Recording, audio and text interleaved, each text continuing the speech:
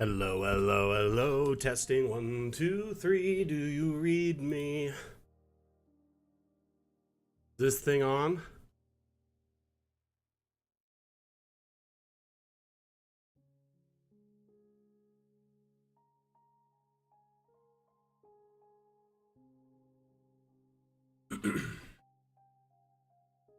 Looks like we're getting a feed, but I just want to refresh chats to make sure everything's going through. Getting Steam feed, that's good.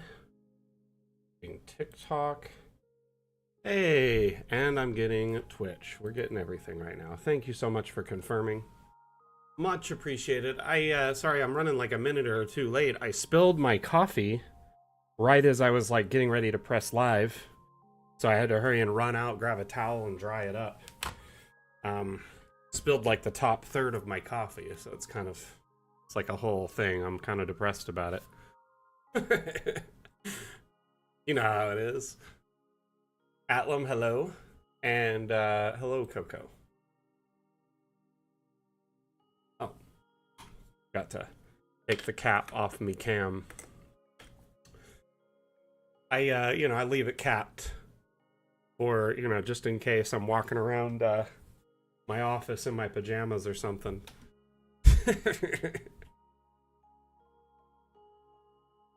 How's everyone doing?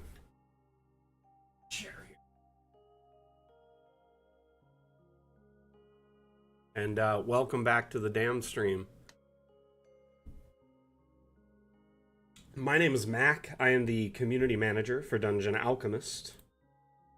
Dungeon Alchemist is the map making tool you see in front of you. It is available on Steam. And we have a free demo also available on Steam. Allows you to kind of try it out to see how it runs on your system before you buy. But with Dungeon Alchemist, you can use it to make all sorts of maps, a variety of scales. This one here, as you can see, they made a rather large scale city, which is meant to represent Waterdeep, which is pretty cool, I must admit.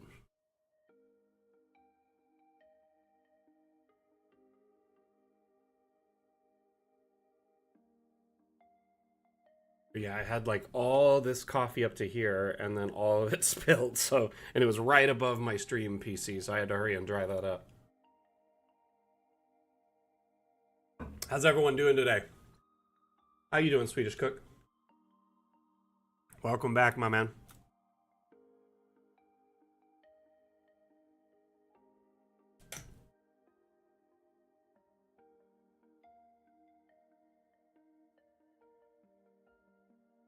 Atlam, how was your week?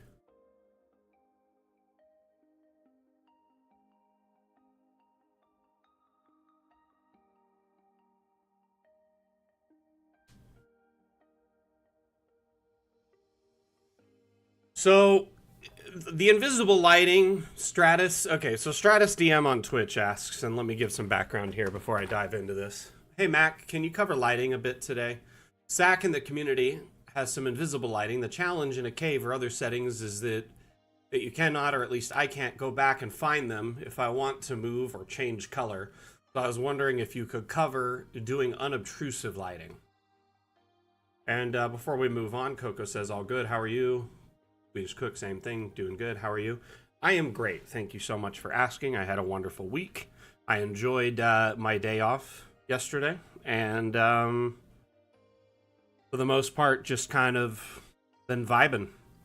Been doing some cleaning around my house, deep cleaning, and getting caught up on some things that were kind of falling behind, so that's always satisfying.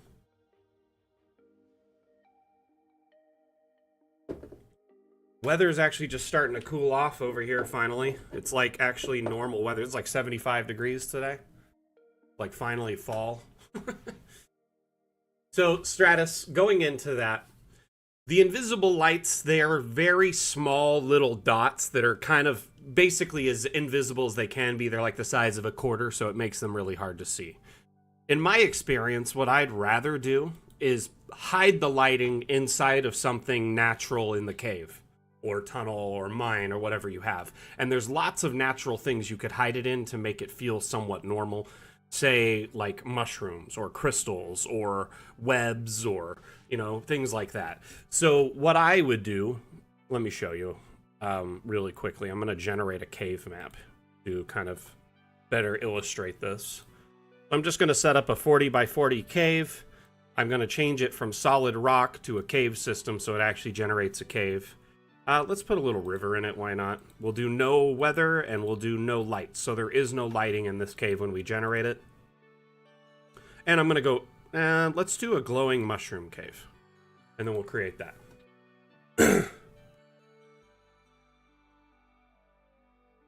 Yeah, it does make me happy to know you all are doing well. So here is our cave system we just generated. So one way you can add some lighting to this naturally without it looking like a light source is to, sorry, clicked on the wrong thing. Go into your lights, grab, say, a candle. Candles are great because they're small, right? I'm going to disable collisions here so I have a lot more room to play with this. I'm going to set the candle down, and then I'm going to go into the conditions for it. Oh, that's the wax, sorry. I'm going to change it to, say, white and brighten it up, or maybe blue to kind of match the mushroom color. Give it kind of a faint hint. The broader this is, the more light it will create on your export, not just in the image itself, but a wider radius of light. So just kind of keep that in mind. You can still shrink down this candle and make it even smaller, but I feel that once you grab this and just tuck it under your mushrooms, it's still going to generate light, right? Some ambiance. Let's make it darker in here so you can really see the difference compared to the ones around. And you can't see that there's a candle there. Now that is a bit of a bummer that you have to, move this, candle into place a few times. But overall, it's much easier to control this candle than an invisible light source, in my opinion. And once you have it set up, you could just duplicate it and kind of put them around. And, these different mushrooms, you could do different colors. So the red ones do red, but the blue ones, make sure you put a blue mushroom or a blue candle. So that's one way to kind of camouflage lighting by it. Stratus, I don't know if that'll help. Over the water. So you want an invisible light source over the water that you can change on command. Can I ask why you want to change it later? How you doing, Geronimo?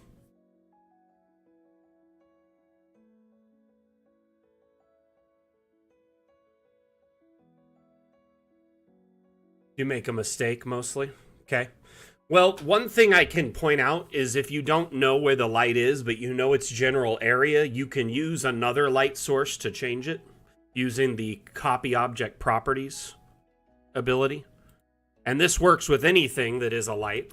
So even the invisible lights. So basically you could put a regular light source right on the side and then set it to, say, a different color. Set it to the brightness you want. So this is what you're hoping that, this is what you're going to change the invisible light source to, right? Now that you have this selected, Control C or Command C if you're on a Mac. Let's change it to a different color first so we can see the difference. And then Control V and then just drag it over the general area.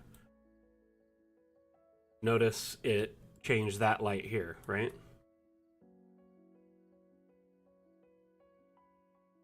Oops. So you just have to change one light that you can see and then drag it over the invisible light area. So if you know the general area, that should work. And just to give you an idea, like I'm 100% positive this will work in that instance.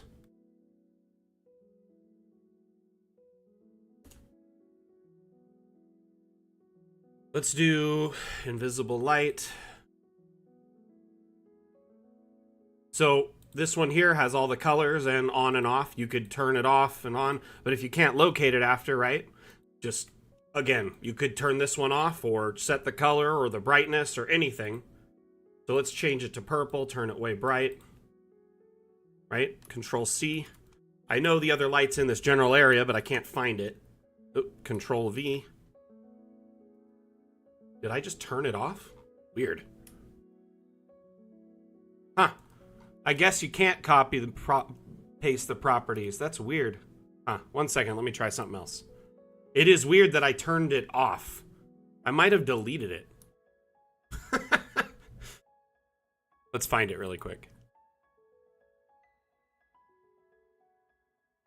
That invisible light is... I don't think it actually has a collider on it. That's part of the reason you can't find it after you place it, right? If you click off of it... Oh, there, you can find it. Just at the right angle. Okay. So it has the same light property options, right? I'm wondering why that didn't work. There we go. It worked that time. I don't know what the deal was with the last time. I think I might have accidentally deleted it when I was like quickly doing stuff, because I can't even find it anymore. So it did work that time. Let's try it with... Oops. Control C. Oh, I gotta select the light first. Control V. Yep, just changed it to green. That was weird. I'm good, but thank you for asking. I appreciate all the love. By the way, my name is Mac. I'm the community manager for Dungeon Alchemist. I am multi-streaming on many different platforms right now. Twitch, YouTube, Facebook, Twitter, TikTok, Steam, the works. So I am doing my best to monitor all the chats and answering questions from all of them. If you do have any concerns, questions, suggestions, feedback, please let me know and I'll do my best to address it, okay?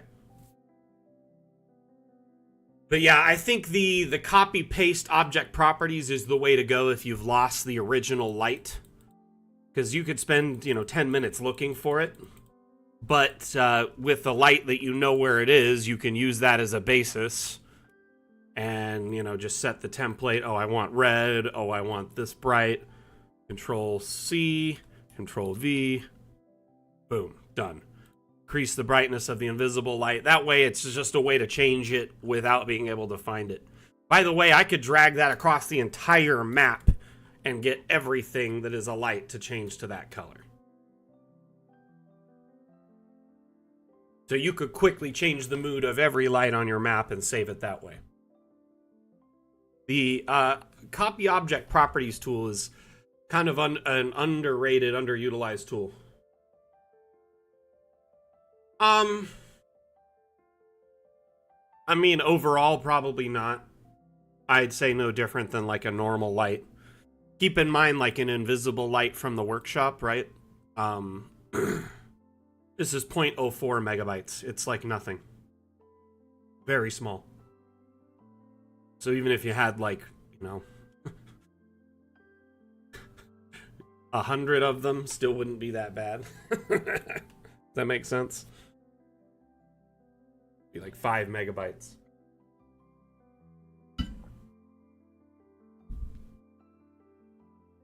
No worries, my friend. I hope that helps.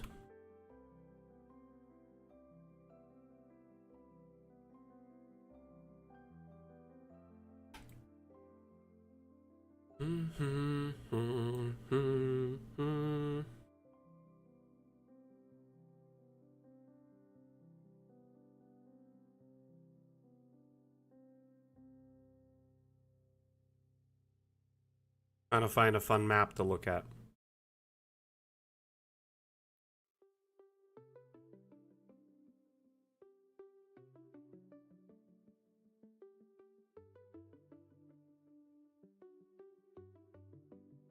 So what's everyone been up to as of late? Any fun, interesting things going on in your lives? Are you having any interesting session prep this week? Did you actually get to play any D&D if you did, or whatever your tabletop preference is? If it's Pathfinder or any other setting. Did you have fun, and what happened? Let's hear it. Spill the beans. Let's hear about it. Ooh, I gotta check that out. Probably gonna take forever to download. So, you do a family game every week, game day every week. DA is crucial for us. That's awesome, Stratus. That's really cool. Glad to hear it. Again, a family that slays together stays together. You know what I mean?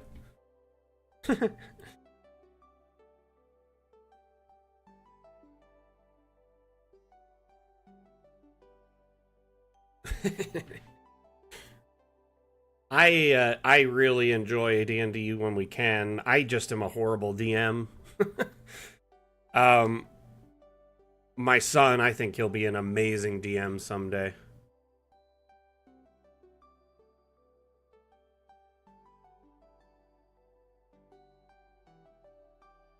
We do a family Pathfinder game every other week, and yeah, Dungeon Alchemist comes in handy for sure. Nice. Mellowdrone, every time I see your name, it reminds me of a band called Mellowdrone. It was like around, I feel like the late 90s, early 2000s.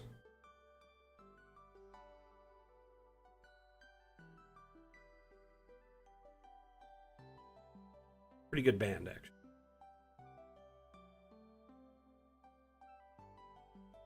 One of your favorite bands? Well, that's good to hear.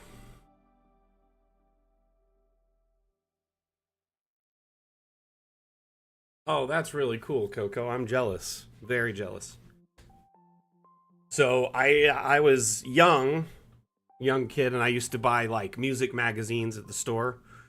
And there was a demo CD in the music magazine that I got at the store, and there was a track from Mellowdrone on it.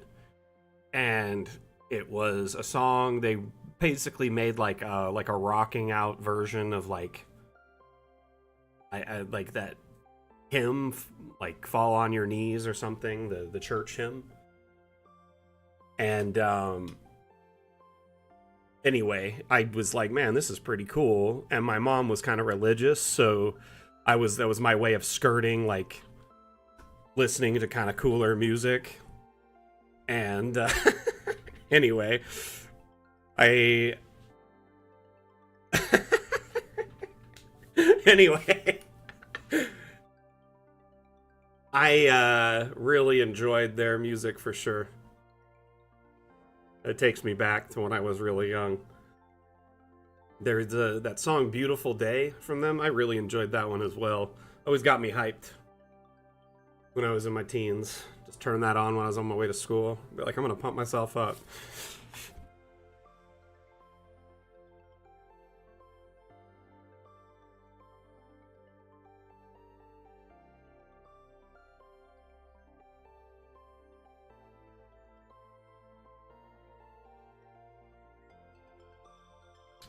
Wow. Oh, this is amazingly well done. Okay, I didn't read the description. I just dove right into this, so I gotta read that description. Give me the script. Give me the script. Let's see what it says here. Where is it? I have lost it. There it is. A street with a road in an abandoned city, suitable for post-apocalyptic, cyberpunk, and science fiction universe. Yes, all of those things.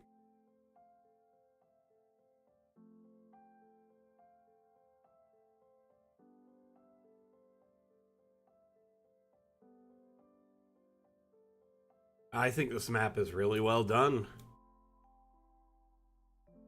It's exciting to see how Dungeon Alchemist is starting to get more and more diverse. And I'm stoked to see like the directions we take after we leave early access. Because the sky's the limit, really, when you see stuff like this, you know?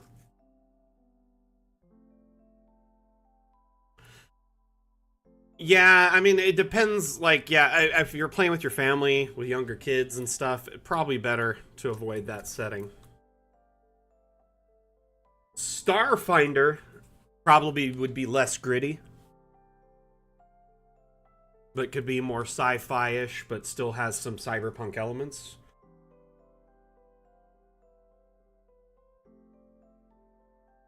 This is great.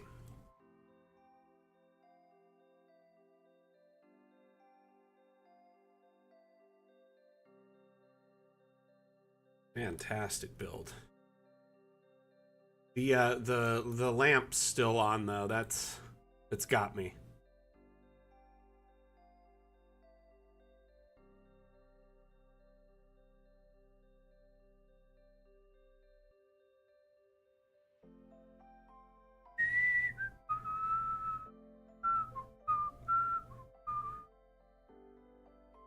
That's awesome, Melodrone. That's too cool. I'm pretty sure I still have a few of their tracks on my computer from like just years and years ago. I feel like they had like a reunion like like 2018 somewhere in there. Not 100% though, like how true that is. This is brilliant map. Uh-oh, got shifted. What happened here? Oh, I guess that's what they want to do.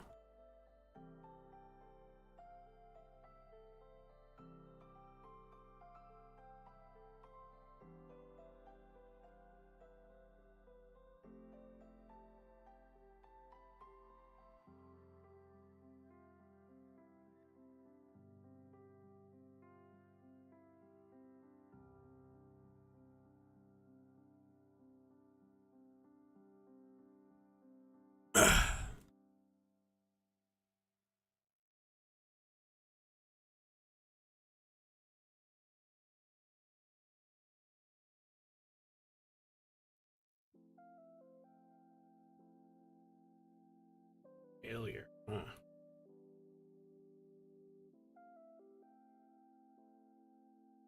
I mean, there was a lot of good bands from around that time. Arguably. Hey, Ron Monk, how you doing, buddy? How's YouTube chat doing today?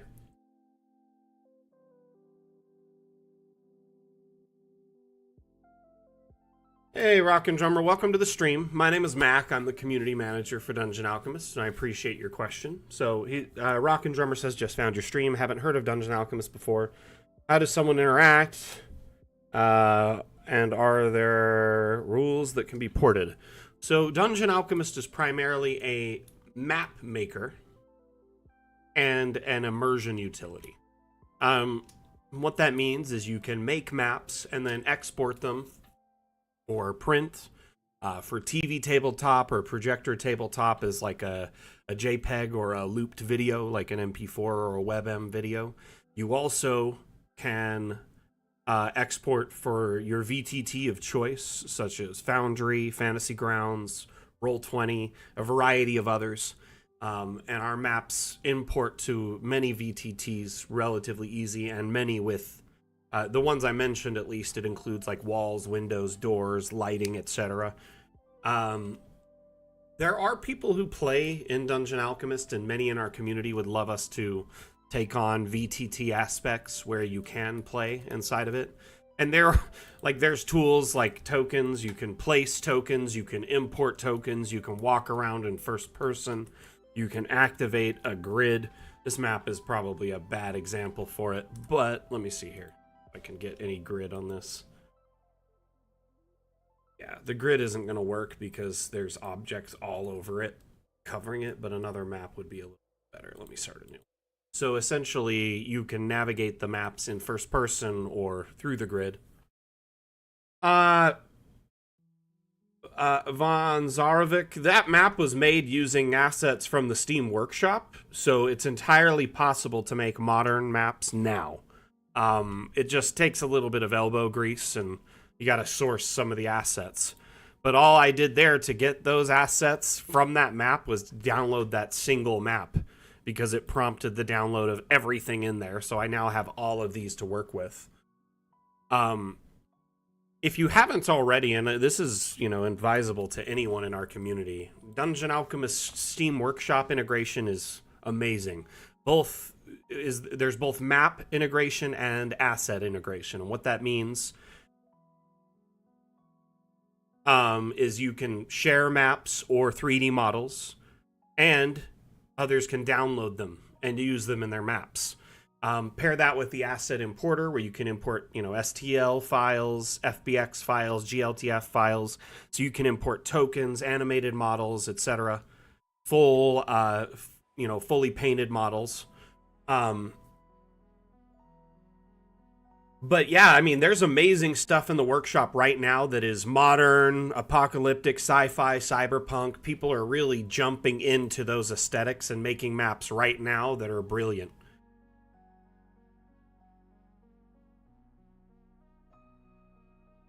Yeah, instead of hunting the assets one at a time or finding the collection with all the ones you want, you just download the map. Um, and that will give you, like this one here, let's say you wanted all these sci-fi assets. This is a great example here.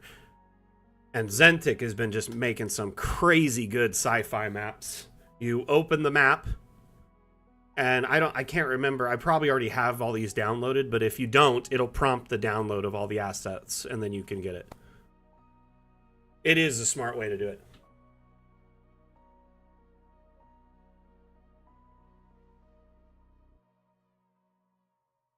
So you don't really play inside of Dungeon Alchemist, my friend, Rock and Drummer, but you can for like localized play with like a TV tabletop or a projector. Yes, most definitely.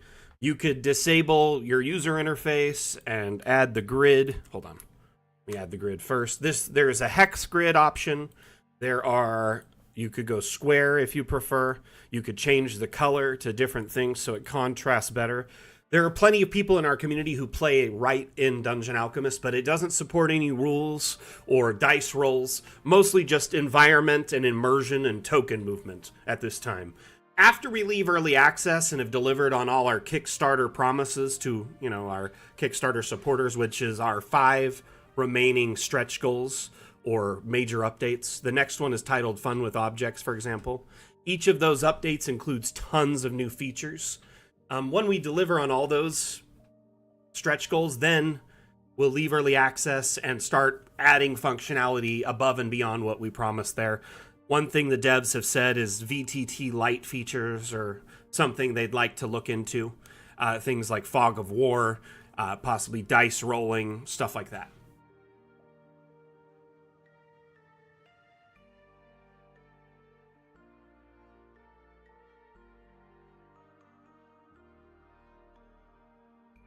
So, Run Amok, what's the concern you have? I'm sorry, I just want to make sure I get that right.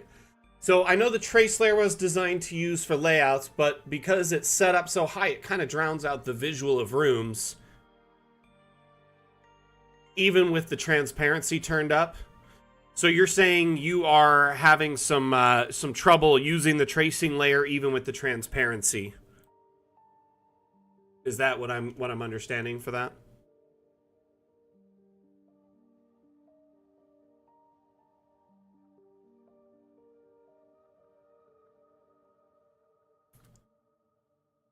So, Rock and Drummer, let's say you're a DM or even a player in a D&D session, Pathfinder, Starfinder or whatever.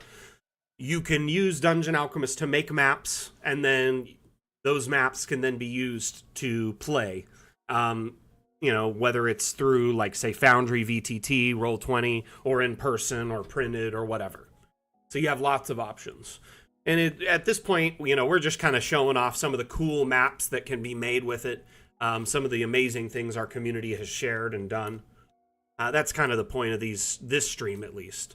We have several streams throughout the week. We have the DAM stream. We call it that because when you save a map in Dungeon Alchemist, it's saved as a .dam file. That's our proprietary map format. It stands for Dungeon Alchemist Map. So we kind of lean into that, have some fun with it. So the DAM stream, we showcase maps and assets from the Steam Workshop. We have a stream on Monday called Map Maker Monday, where we showcase how to build maps, teach you tips and tricks and stuff like that, take community feedback. We have a stream every Wednesday in our Discord called Office Hours, where we provide live support in like an AMA format. I mean, every stream is AMA, but that one's definitely like more directed towards that. And then we have a stream every other Saturday called the DAM Challenge, where we do a map making contest.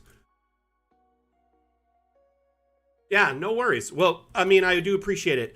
Yeah, we've been essentially in early access now for 2 years, and in that time, Dungeon Alchemist has gone from, a really simple map maker to a very extravagant and detailed map maker.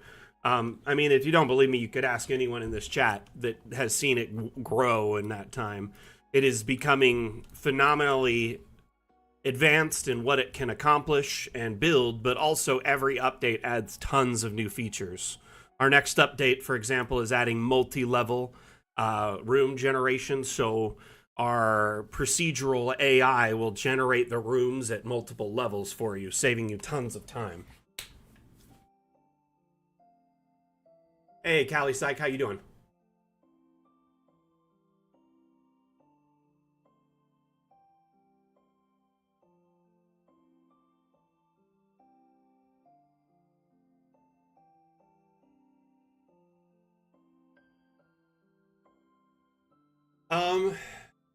Yeah, I'll see if I can help you here.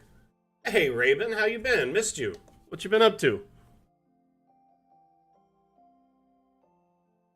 Okay, so I have some Donjon maps.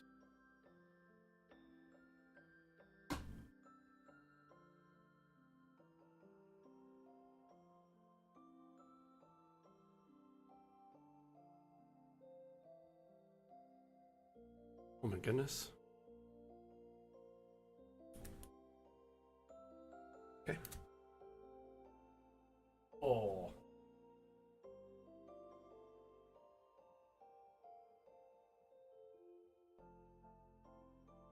Caves. I already have this map, but I'll again. And I'm gonna go solid rock, an empty cave, no river, lights. We're gonna take that. What do we got? Hey, Simba. Okay. Hi, handsome boy. How was your bath? How was your bath? Look at this sweet boy. He just had his bath. Just had his bath. You smell so good. Where's mom?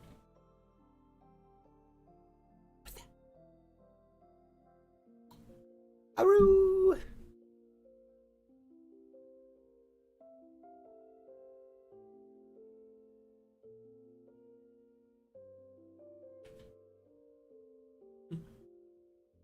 Casting a shadow over my green screen. It's crazy. Who's your good boy? Who's your good boy?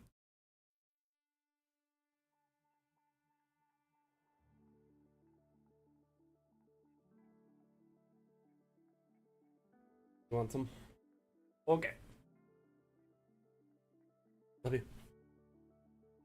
He's a good boy. Okay, so I have this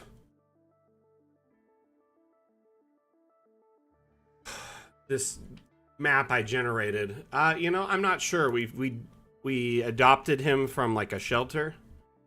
And they weren't 100% sure of his breed. They think he's like a doodle mix, but they were kind of just like not 100%. He loves burrowing, so I feel like he has some sort of I don't know. Anyway, he enjoys it very much. Let's just say that.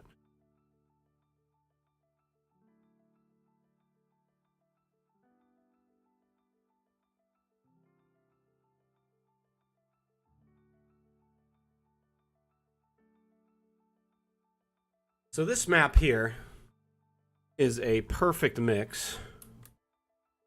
Let's turn on the real grid. Yeah, the real grid.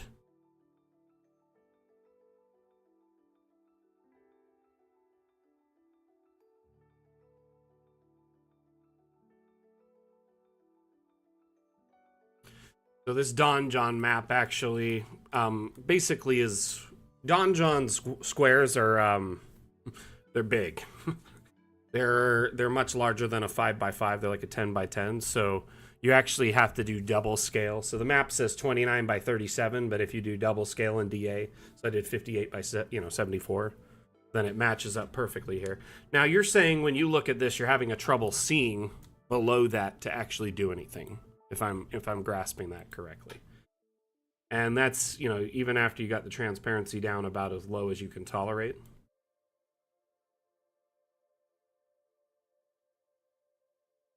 Yeah, I do feel like he's got a little bit of a dachshund or some just sort of dog that really enjoys burrowing. I might consider it. I might consider it. So at this point here, like I'm just gonna, you know, try generating some things, see what I can come up with.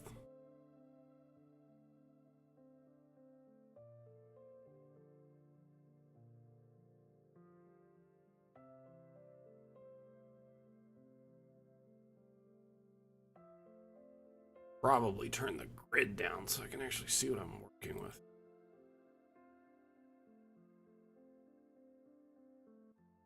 Grid is more of a reference to make sure I'm on point.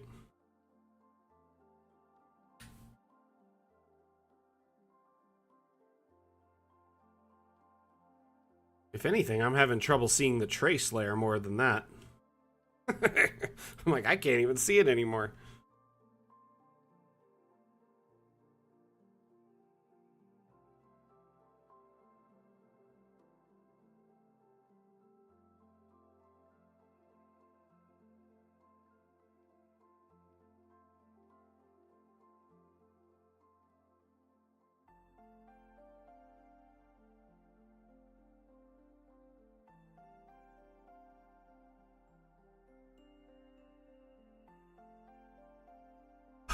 I mean, run amok.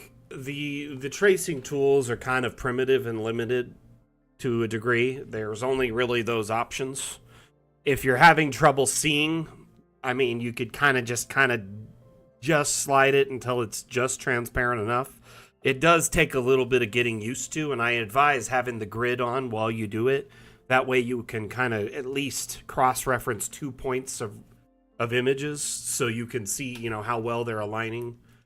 Um, I can't give much advice short of tinkering with it until you get it to a point that's somewhat comfortable.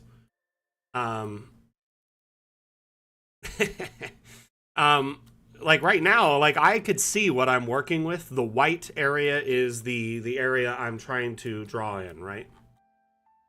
And if I'm in a vertical space to it, like if you're in a top down, I found it's much easier to work with a trace than an angle because the angle obfuscates that image and kind of it makes it seem like it's dragged out instead of the actual shape it is. Does that make sense?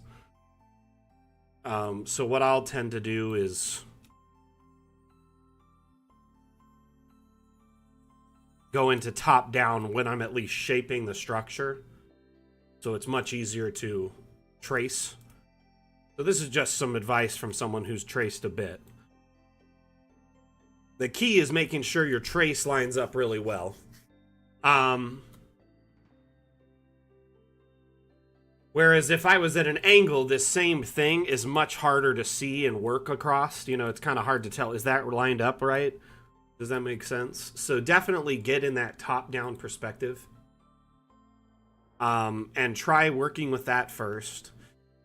Play with the, you know, that transparency a little bit. Kind of feather it down until it's just light enough and just dark enough. Unfortunately, if you can't find a happy medium, I'm sorry, my friend. There's not much else I could do. Maybe the original image, if it's, you know, more. I don't know if this will help or not. If the original image is like much more vibrant, it might help. When you start decreasing it to make it still visible. Or are you saying the trace is too visible? I'm still trying to understand this. So essentially, no matter what you do, you can't get the trace down enough to be, like, reasonable. I'm sorry, I feel dumb today. Really not in it. Slept awful.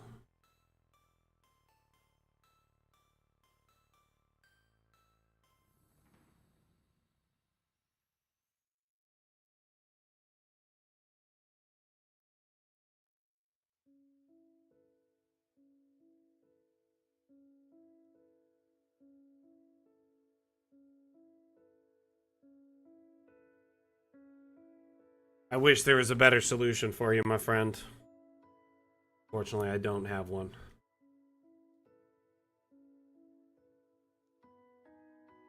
From what I can assess and understand of the situation.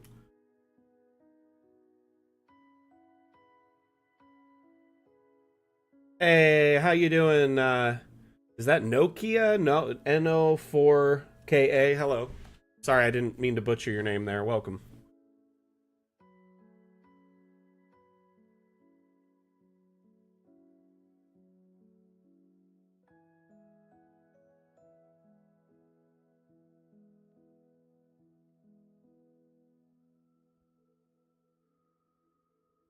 Huh.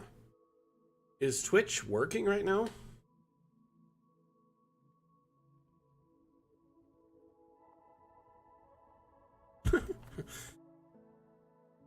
Perfect. Okay, cool.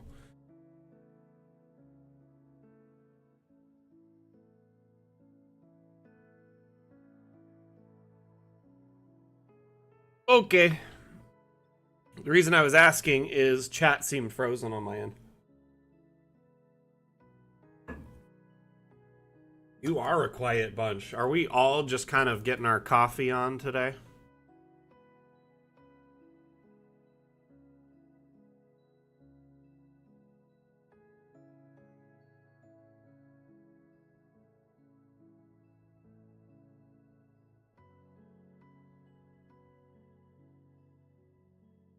I got you, Stratus.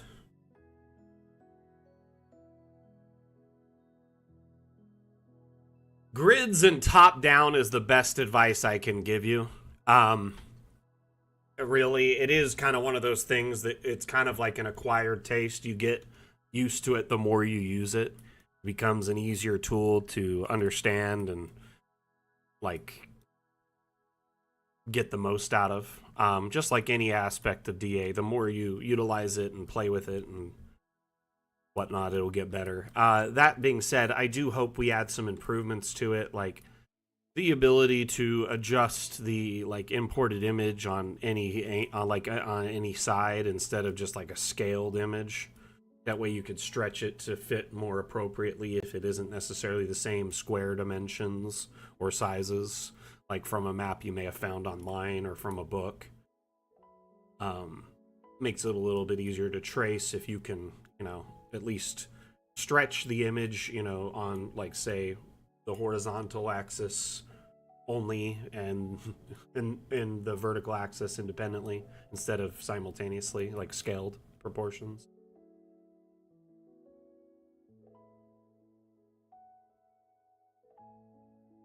I mean, our last 5 updates in no particular order short of fun with objects, you have tricks and traps,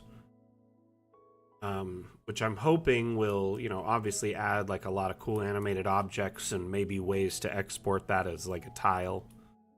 The other things after that would be things like water worlds, which would probably address things like waterfalls, water effects, water at different heights. We have high seas, which would likely be focused around boats, oceans, islands, astral sea, stuff like that. Let's see here. Instant dungeon is another one, which would be, as you can imagine, a one click and it generates an entire dungeon. Which I know a lot of people in our community would love to have. A tool that generates stuff, with relative ease, saving you tons of time and not requiring like all these little details like I'm doing right now.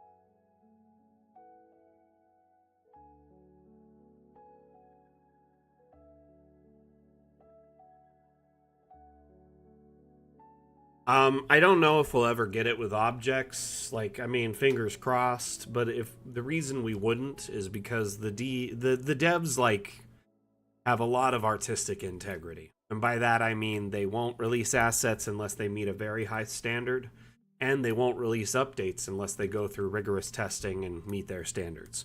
So when we want to start stretching objects, for instance, on any axis. Let's say you start stretching a couch. So you can make it longer, right? Instead of it being just a scaled proportion where it keeps going up in size, it'll start looking really funky because all of the textures will stretch and warp on that one axis, and it will no longer look right. That's part of the reason they haven't done it, is they don't want the objects to become, like, ruined. So I don't know if they ever will or not. Another thing too, if like the trace is really getting in your way, you can always, just disable it for a minute, take a closer look at your build, come back into it. Alt G is a good way to turn the grid on and off really quickly.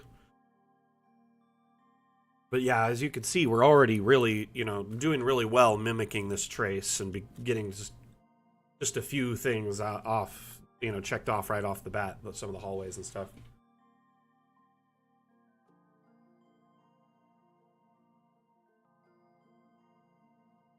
What do you mean, Atlam?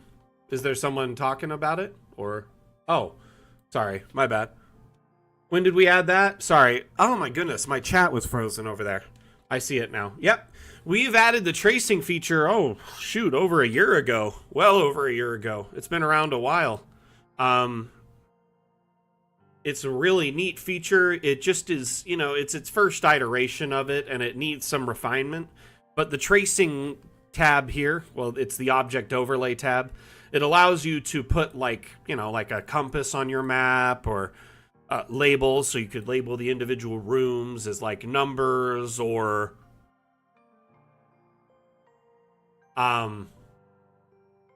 etc. Maybe, label them as different points of interest.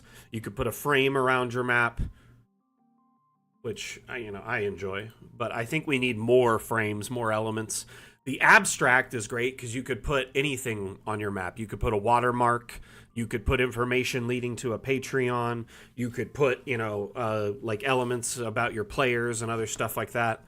And then lastly, the trace overlay allows you to import an image and trace it. So in this case, I'm actually tracing a map I generated on Donjon a while ago. And I actually worked with Donjon to make sure our elements, our sizes match up. So their maps now include, like the sizes of the map when you export it. And by that I mean, when you export a Donjon map, if you're not familiar, their website allows you to just generate like loot tables or maps really quickly with like information about each room. So it's like encounters and everything. But this is this map right here. And when you create a map on their website, it includes the size of the map, both in the name of it and in the information generated for it in the associated file. If you match this 1-to-1, it's like 5 feet hallways, but if you go double, it would be the 10 feet hallways that Donjon advertises for their stuff. So I actually doubled it in this case. I went, 58 by 74. Or you could keep it the same, 29 by 37. I personally hate 5-foot hallways in dungeons. I think it's rude for your players to be locked into 5-foot hallways because it really slags combat and just makes it boring. 10 feet allows people to move around each other, get a lot more, interaction.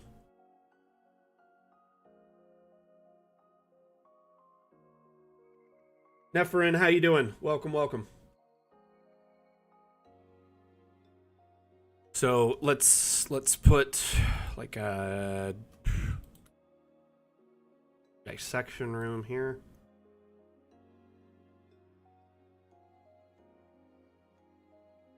After that generates a laboratory.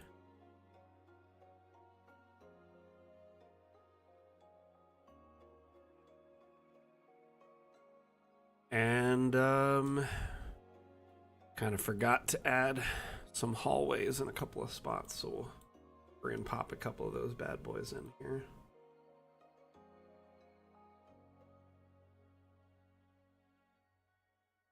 Joined all the rooms now. Oh, there's.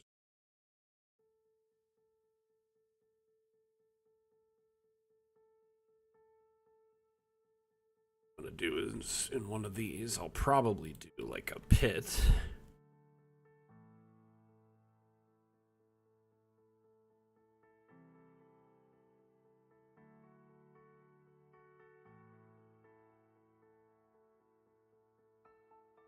Bottomless pit.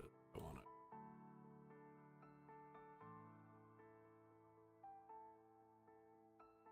it. Yeah, every once in a while, just kind of disable the overlay. Get a good look at what you're working with.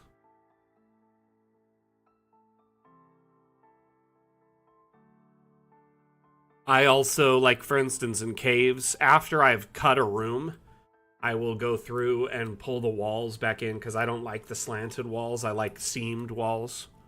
By the way, I've been generating a lot of these rooms without walls because I wanted to use the cave wall as the natural, like, kind of setting. It feels like you would carve into it and use it as, like, a natural piece, right?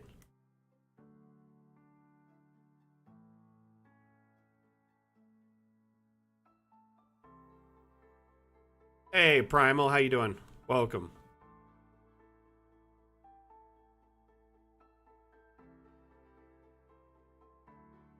But in the AI generation, you could tell it to generate just objects and lights. You wouldn't want, like, if you want walls in that room or floors, you could do it. You could generate it however you want. But ultimately, I've decided to just use the natural cave flooring in this instance. If I wanted to in some rooms, I could do other things. Another thing I really enjoy doing is after I've shaped a room like this, you could delete the room and then it's just like an empty room with rocks and stuff, so it just seems like a natural cave area.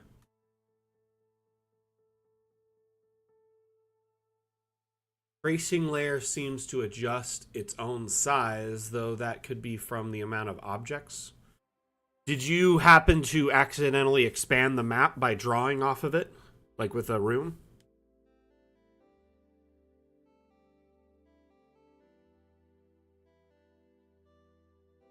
Yeah, that does seem like it might be a bug, to be honest with you. We may want to put up a ticket for that in the Discord and we could track it a little bit more.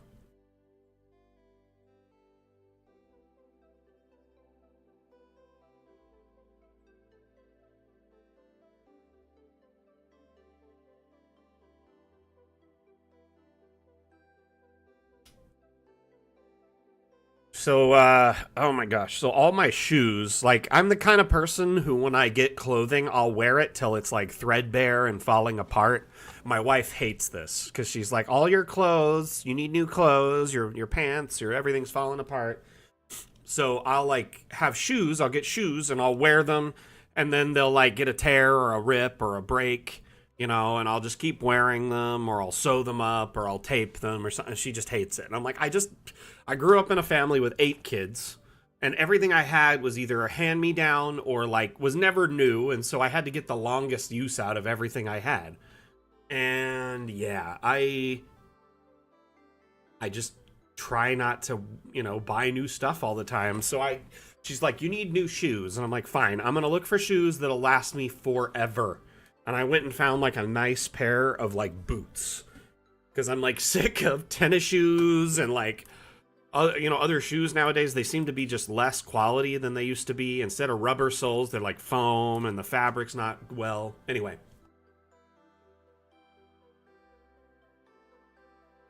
Nepherin asks, got a question. Also, while doing some maps in DA for my campaign, is there already a way to blueprint a selection and paste it? Rooms, objects, configurations. So you essentially want to make a prefab configuration of objects or rooms and then move it from one space to another. Is that what I'm getting at there?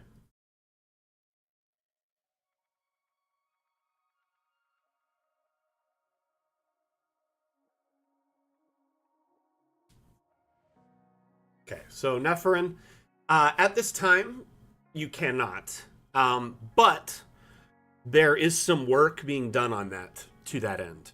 One in particular aspect of it is the objects, being able to create prefab groups of objects. Internally, we call that a variant, and we already do that to a degree, and we plan to give this functionality to our community at some point. I'm hoping this next update. So you see this, like all these tables? They all come pre-decorated, right? And any object you pull up in DA that is pre-decorated, these are what's called a variant.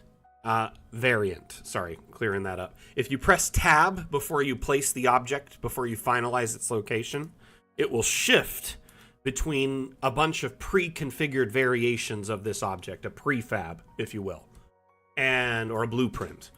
So this functionality is something we have on the dev end, and we're working out a way to make it functional as a user, an end user, that's simple and functional and easy. The other thing is we would like to be able to implement a way for you to share your configurations of objects on the Steam Workshop. So you could build a prefab, share that prefab on the workshop. So that is one thing. I would love for that to extend into buildings. How or when, I don't know. I do know our next update, though, will allow you to move a building from one place to another after it's generated, not just before. So, like, currently, if you wanted to, you could, generate a structure, rotate the structure. If you can find a place for it to fit, you can make it round, you can make it, diagonal edges. You can move this thing anywhere on your map as long as there's a place for it to generate, it will generate, right? But after you've generated it, cannot move it. So next update, that will fix that. Hopefully, between, the ability to create variants and move buildings will give you the ability to save a building and move it between maps or copy and paste it across the same map. Run amok, I hope I have a solution. Or at least those ideas I gave you will give you a moderate solution for now. And definitely report that. I have not seen what you're talking about, but I don't doubt it. And I would say that our tracing layer needs some love. Definitely needs some upgrades and improvements and more elements added to it, more overlay options, you know what I mean?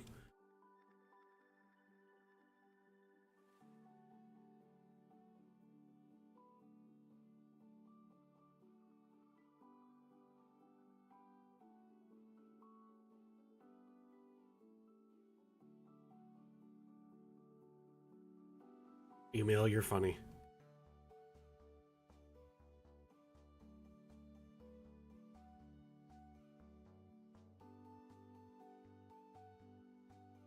Just because I live in America and we measure things in eagle feathers and bullets doesn't mean everything needs to be a gun.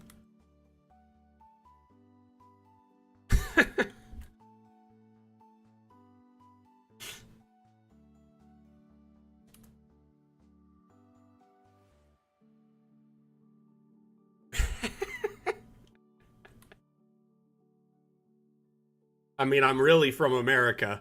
One of those things is real. One of three. Two lies and a truth. I mean, I don't know anyone who exchanges and measures things in bullets and eagle feathers. There might be some people. I can't speak for the 300 million people in the United States, but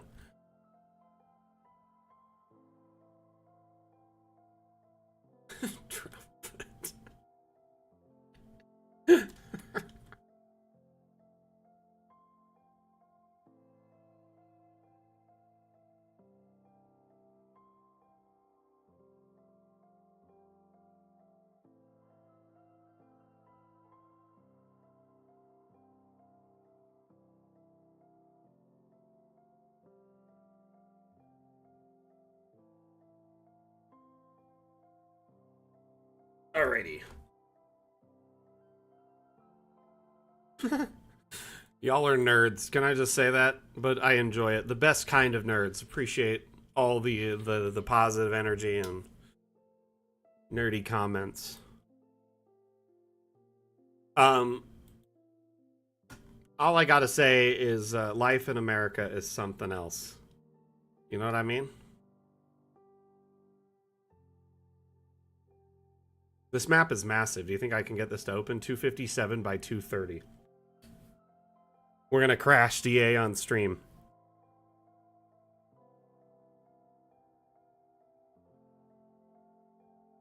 Stand by. I have a grocery order I'm picking up after this.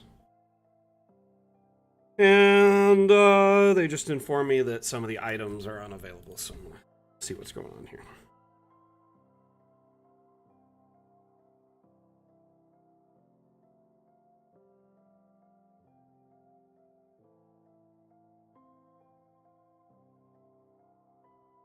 Okay.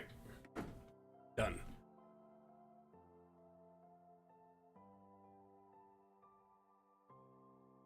Yeah, in the past it has been used. Bullets have definitely been used as a currency or a system of weight.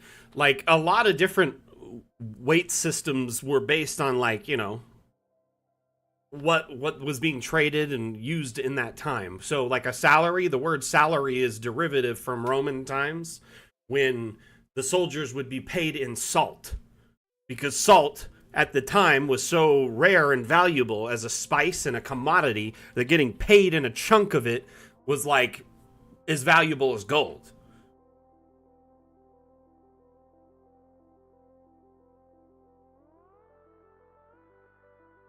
You don't know what a dozen is?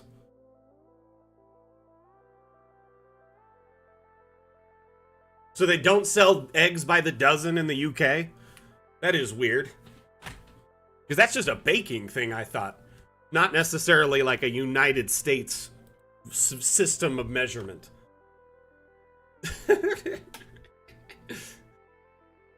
Luckily, in the US, in some schools, and many of them actually, they teach metric and imperial. Like, I know both, but not, I mean, a lot of people don't care to know both. Map is huge. Huge. This map is the bigliest map. 12 is a dozen, my friend. 12 is a dozen. And a baker's dozen is 13, just in case one gets cracked.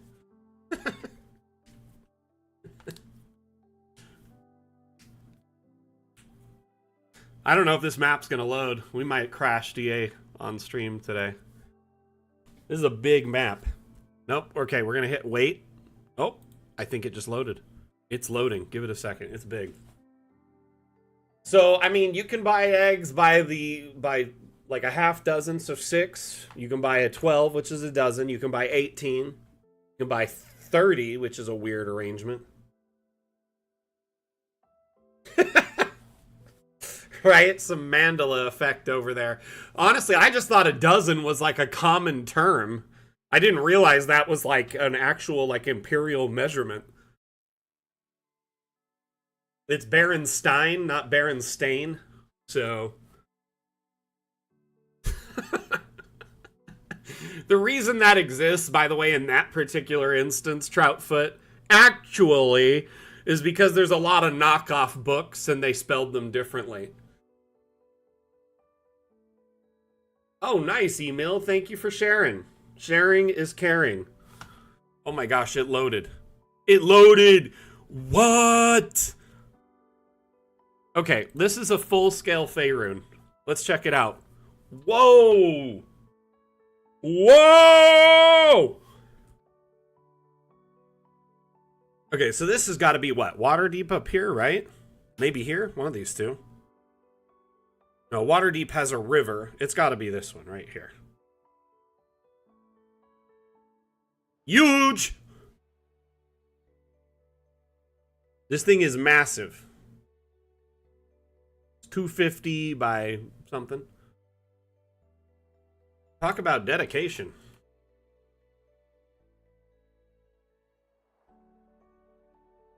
The one thing is they don't have any ice yet, and it's because they don't know how to do ice rocks. I'm going to reach out to this person.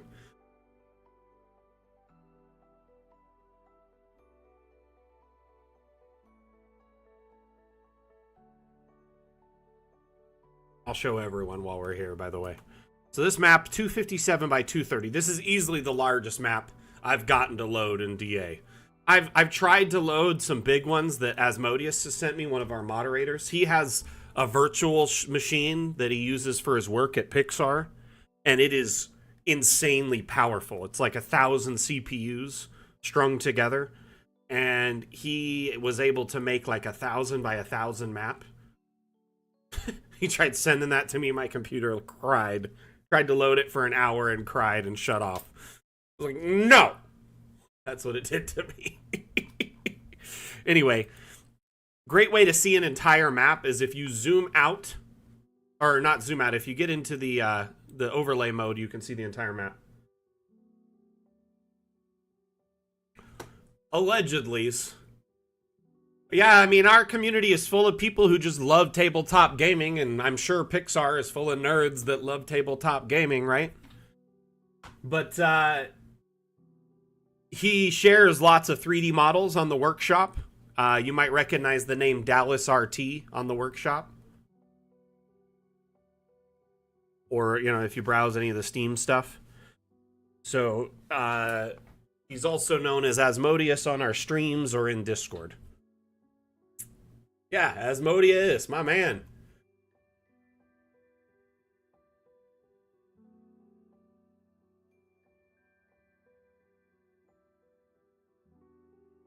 Asmodeus knows his stuff, though. He's shared like hundreds of 3D models on the workshop.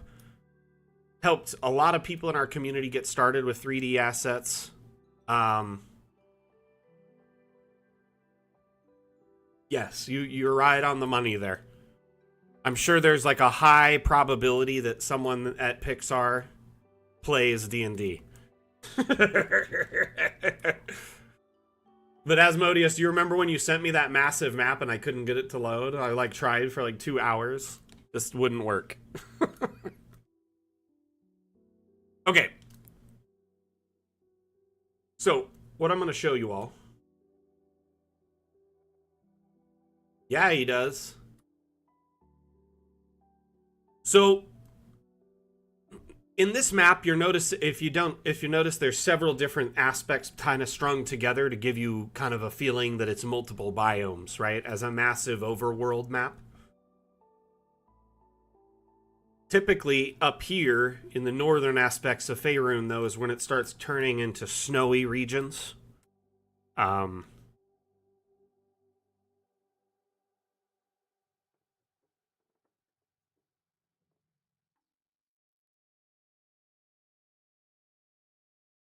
So, what I'm going to say here is if you look at all these different rocks, right? There's the sandstone variations of them, right?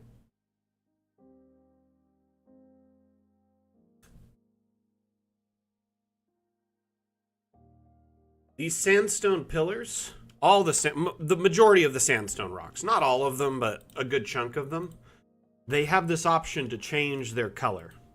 And you can, make them black, you can white. This is your snow rock, your, essentially snow-capped mountains, if you will.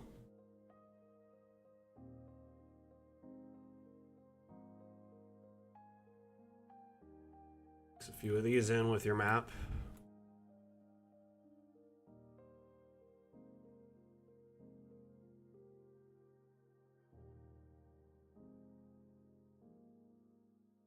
Honestly, I am really impressed with this map.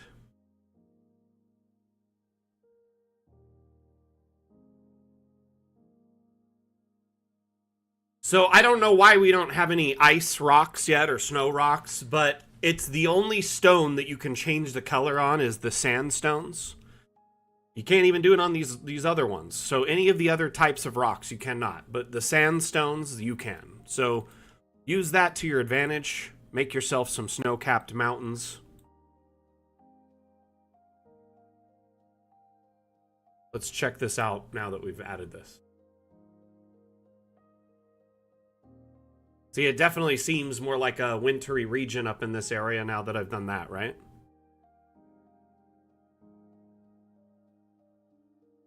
Do that across this whole area. Now this world map has, another biome added to it. Because it's got swamps, it's got forests, it's got mountains, it's got desert, badlands, a little bit of everything. They did a really great job here.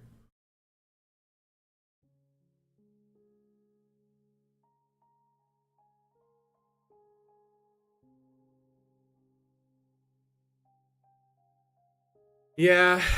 One thing I know the devs have stated that they would love to address, like, like world maps, regional maps, stuff like that. I think after we leave early access, they may even do like an overworld biome type. When it comes to the next update, I can't even speculate what another biome they might add though is. Like when it comes to like fun with objects, I can't even think of like an appropriate biome. In the past, almost every update we've had is tied to a theme. Anyway, so it is possible to get some snowy mountains, you know, craggy, snowy mountains. Circus. Yeah, I guess. Usually we do environmental biomes and then room types, AI room types. So I could see a circus like a big top or a fun house type room, a room type, or maybe like a mirror type thing. Gotta start somewhere, run amok.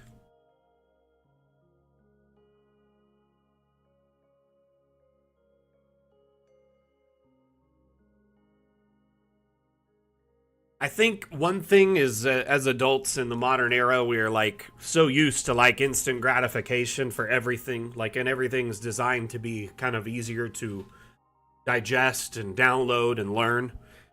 It's harder to like take on and learn new skills and things, right? It's intimidating. Something like Blender, though, it's actually quite easy to learn, especially with the amount of resources and information available. Considering that it's free also to get Blender, you don't have to invest a whole lot of money to get into it, which is another usual boundary in those instances. It's mostly just time, which if you could set aside a block every week, say 2 hours a week, 8 hours a month, heck, even 1 hour a week, 4 hours a month, I guarantee you in that first month, you could learn how to make, you know, several objects. A great example of that is, you know, someone in our community, Sack, who creates lots of maps and now creates lots of 3D models. They started, you know, making maps, and I saw their maps on Reddit, and I asked them, hey, do you share your stuff on our Discord? They're like, oh, I'm not on Discord.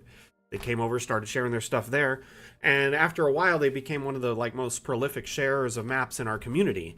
I asked him about 3D models. Hey, do you make any 3D models? And he's like, well, I never really considered it. I'm like, well, if you did, you could add custom assets into your amazing builds and really add some special flair to them. He has a Patreon, and he's like, well, I'll try it out. So he started learning, and now he makes, you know, some of the best assets available on the Steam Workshop. Inside of like a few months' time, he went from didn't know anything about it to knowing quite a bit.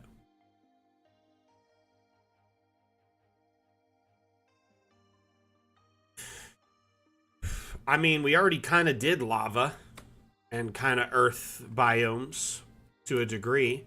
We already did snow.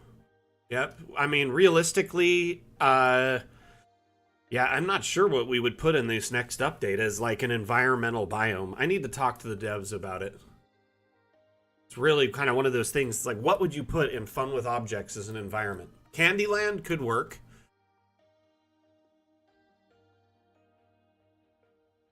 Astral Sea, maybe. I kind of see the Astral Sea as part of the High Seas update. As an environmental biome, you could do, you know, coastal, island, and astral.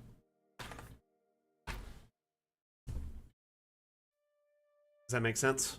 So we could add, like, in just that update. Tinkercad is a great tool, actually, run amok, and it's a great way to learn. I've used it. It's free. Keep in mind, it's all web-based, so, you know, depending on your internet connection, a little bit, your computer can kind of get laggy if there's a lot of different aspects of the build. Whereas Blender, you know, it's a little bit more intimidating to get in, but can do a lot more. I definitely love Tinkercad, and I've used it a lot as someone who's done 3D printing quite a bit.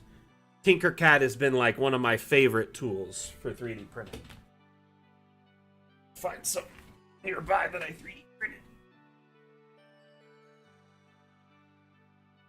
So I don't know if any of you are Battlefield fans. It's one of my favorite gaming franchises, and Battlefield 5, when like EA does a little convention kind of on the side of E3. They used to, at least, every year, called EA Play, and it's kind of down by the Hollywood like Stars area. There's like a little complex, an outdoor complex, and you can go check out all these different booths and check out all the EA games.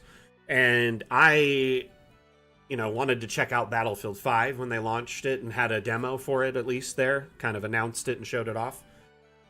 I got the logo for Battlefield 5 online, which was just like a V, the V for a 5. I found that logo, and then I took that logo and saved it as an SVG file, which is just a type of image file. And I took that and I put it into Tinkercad, which Tinkercad recognizes SVG files, and then I extruded it upwards. So I made it a 3D file. So I lifted it up, and then I put a little white kind of layer, like an Oreo cream layer on top. So it's just two V's stacked on top of each other. And then I took this to the convention, and I waited in line, and I got as many of the devs as I could to sign this, including the creator of Battlefield, Lars Gustafsson. I got a picture with him. And some of my favorite devs and community managers and stuff signed this. Got to meet them, hang out with them, play the game a few times. And then this segued into me being part of their stream team and creator team for a few years. So it was pretty fun.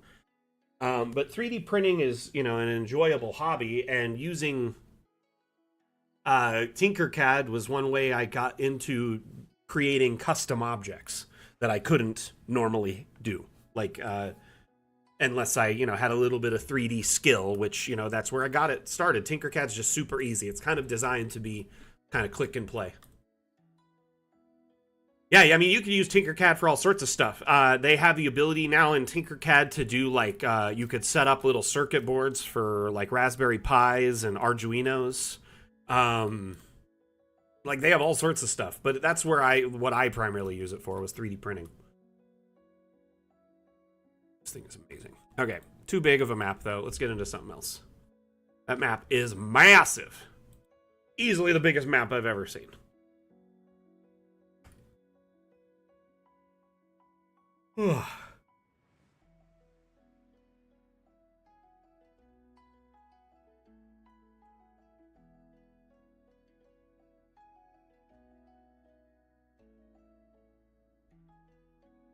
Yeah, it's free to use. You just got to create an account. And I've created hundreds of objects on Tinkercad. Got other ones. This here is a little bottle opener I made. It's like says my branding in it from years ago when I used to stream on my own channel. Tinkercad's very cool. Pretty easy to outgrow it rather quick, though. I will say that.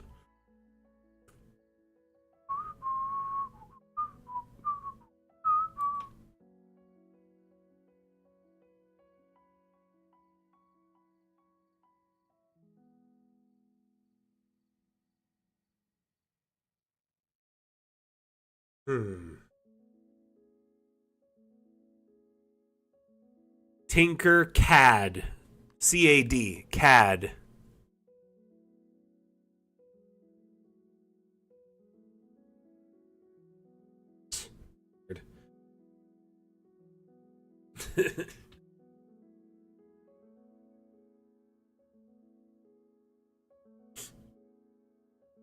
Computer aided drafting. CAD.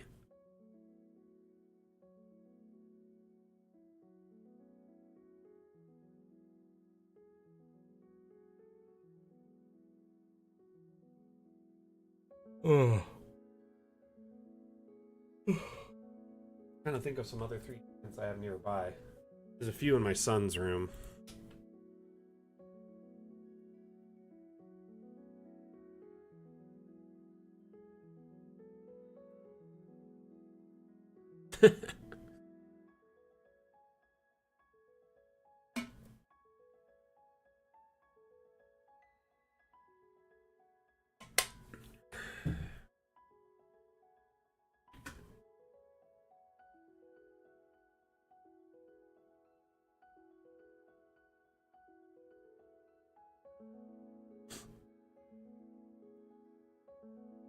quick reminder while we're waiting for this map to load. If you are enjoying the stream and you have not already, make sure you hit that follow button, like, share, subscribe, whatever it is, depending on your platform. That way you can find us again later when we go live in the future. We have several streams a week across our multi-platform setup here. On Saturdays and Mondays, you can find us on Twitch, Twitter, YouTube, Facebook, Steam, TikTok, etc. And on Wednesday, you can find us in our Discord, which is kind of a Discord exclusive stream we call Office Hours, where we hang out and provide support.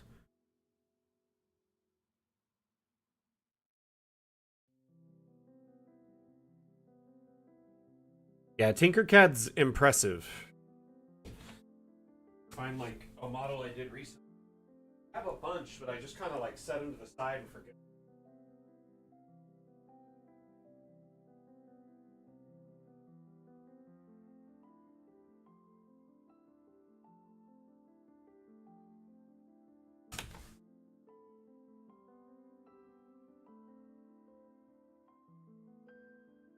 Turn it.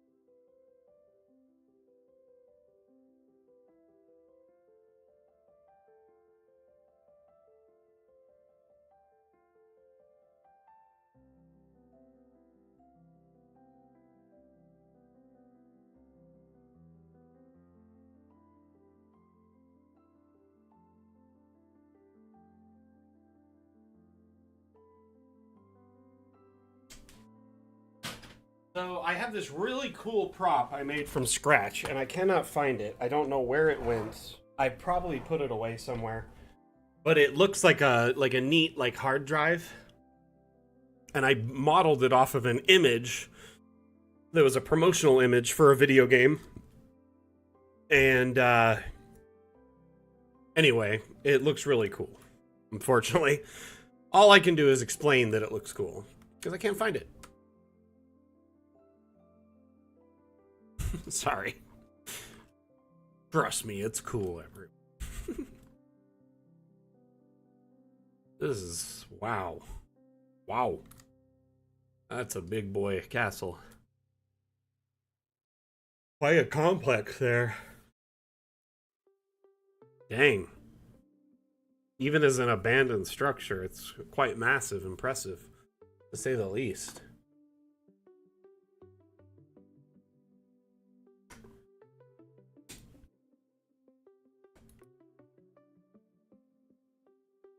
So based on what you've seen for the new update that we've shared so far, what are you most excited about? Is there any particular aspect of our next update that you are most anticipating?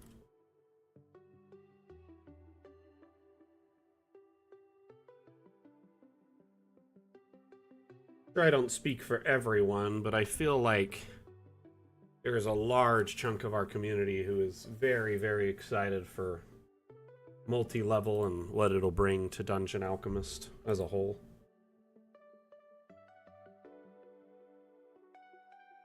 Multi-level building with relative ease, you know, without having to kind of spend a bunch of time getting it just right or knowing any tricks or anything.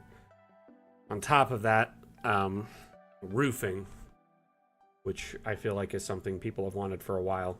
Separate indoor and outdoor ambient lighting will be added in the next update as well.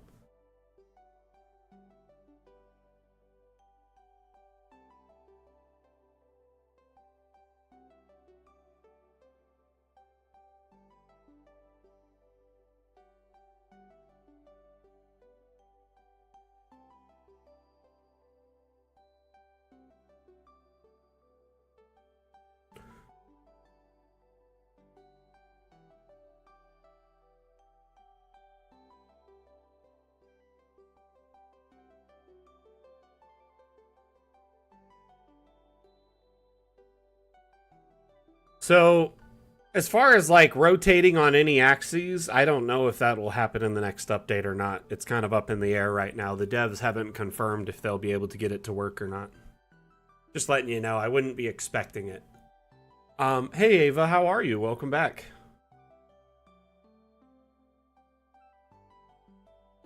I saw your recent videos. Very, very cool.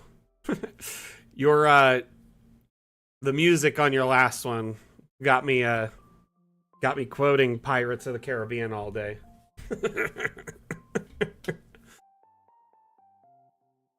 The thing is, Run Amok, it's never been like promised as something that would be delivered for sure. We just kind of said if we did address it, it would be in this update. And the devs have repeatedly said that rotating on any axes will be a challenging thing to add and bring to Dungeon Alchemist, because DA, well, uses Unity, and Unity has, I guess the way we've designed DA, it has a problem with negative values when you try to mirror something or rotate it in an opposite axis.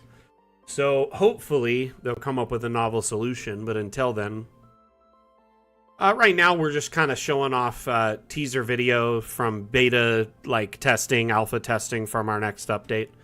So this is some multi-level building stuff. Obviously buggy and needs some work, but it's getting there. Hey Highland Lass, hello, how are you? Welcome back. Appreciate you dropping in even for a moment. I saw that you shared that. That's one of my favorite maps of yours, by the way, the Hill Fort map. So Run Amok, I'm not trying to like, you know, if anything, I'm just more or less trying to get you to adjust your expectations. Because, yeah, we want to add that, but at the same time, it is a challenging thing to add.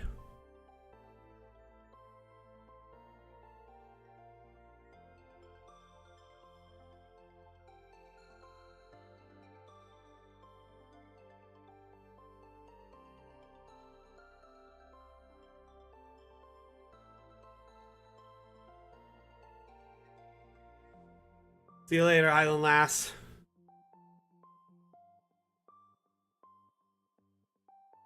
There's actually a lot of cool things coming in the next update that I'm very excited for. Hey, TikTok, thank you so much for all the likes. Appreciate it. Over 500 likes now. Much appreciated. Y'all are amazing. Here's some knuckles.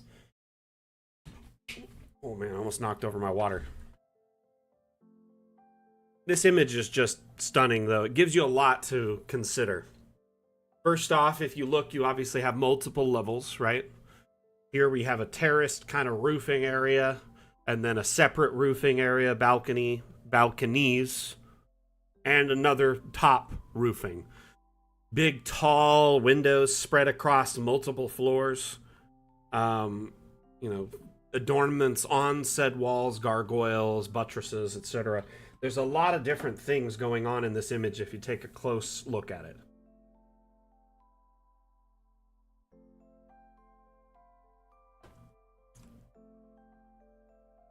So, like, I know, like, mirroring, for instance, would solve a lot of problems for our community. A lot of people want, like, every staircase, every door in the opposite direction, right? Not flipped, but mirrored. So it opens the opposite way. Does that make sense? A lot of people want that. And what the real, like, I mean, crazy, simple solution is making a separate object for every one that's the mirrored version. Oh my gosh, did we just get raided? Hey, Jesse, thank you so much for the raid. Much appreciated. Welcome in. And Rob Warlock, thank you for the follow. Welcome, welcome. My name is Mac. I'm the community manager for Dungeon Alchemist. We're kind of showcasing some teasers for our next update titled Fun with Objects. No ETA on the update, more or less in the alpha beta stage as we're testing and developing it. But I appreciate the raid, and I appreciate you bringing your family in and sharing it with us. How was your stream today? Oh, you love Dungeon Alchemist? Good to hear. Well, then you'll love everything we're showing today, because it's just all Dungeon Alchemist all the time. Some things from our next update that I'm very excited about. This particular feature here is very promising. The ability to make custom object brushes. So we have the object brush, which allows you to quickly paint, objects that we have set up for you of palettes of objects. But now you can select any object in your map and turn it into an object brush. Well, at least in the next update, you'll be able to. So in this instance of this, KO'd, hey, how are you? It has been too long. Shame. No, I'm just kidding. Life, family, hobbies comes first. But I appreciate you being here. It means the world to me. Yeah, the next update, you'll be able to make a custom brush of at least a single object. I don't know of a palette of objects. Like, so it would do a scattering of those objects. That would be nice, right? But at least we're starting with a single object. And I have confirmation that it will work with objects from the Steam Workshop. So you can actually download an object from the workshop, select it, and use it as a brush.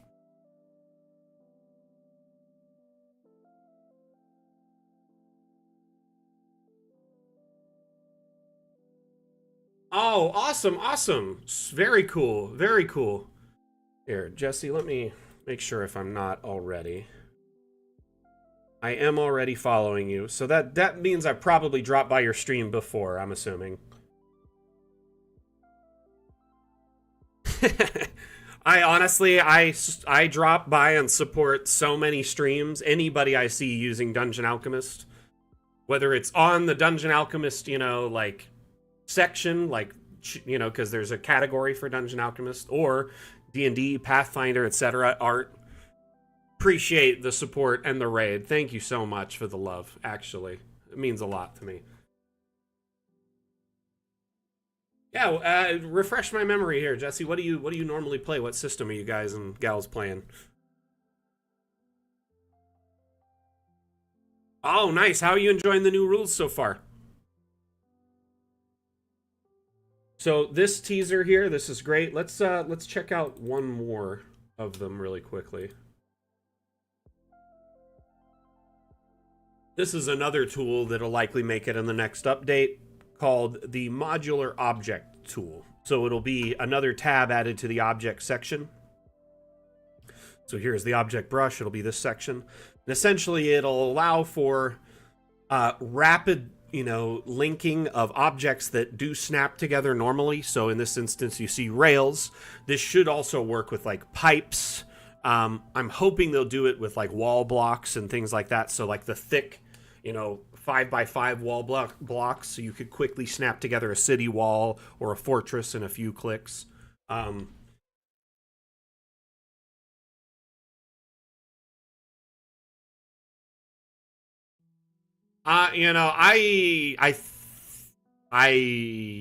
don't even want to talk about it.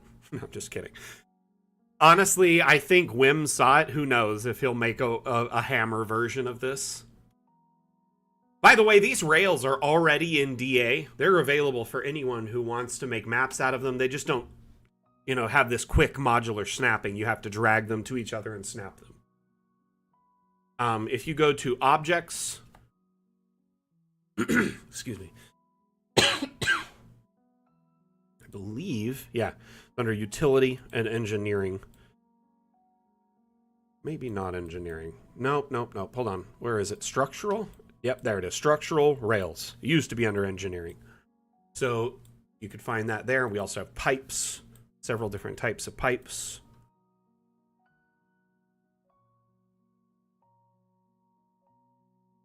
You've been learning Blender, KO'd? How's that been going? I am excited to see if you're going to be uploading some stuff soon through the workshop. Jesse, thank you again for the raid. I really appreciate you. Oh, Princess Candy Pants, thank you for that follow. Sorry I missed that. Much appreciated. I hope your players had fun today, Jesse, and enjoy your DA maps. Oh, no, we appreciate the kind words and the love, especially as an indie team. We're a small team, only 10 people, so it means a lot when we get positive feedback like that. In fact, speaking of positive feedback, if any of you haven't left a review on Steam, a positive review would be awesome. Mean the world to us. Oh, that's good to hear. That's good to hear. So you've been with us for a while then, I'm assuming, Jesse?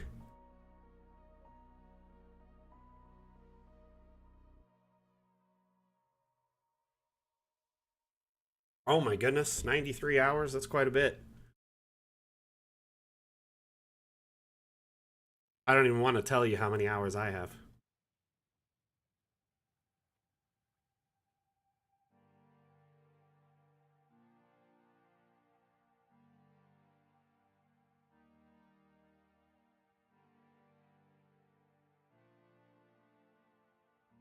Let's play a game. Let's guess how many hours I have in Dungeon Alchemist.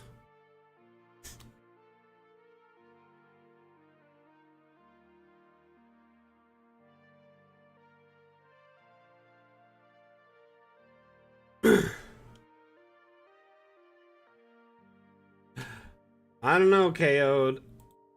I've seen you told me you've done a lot of map making, so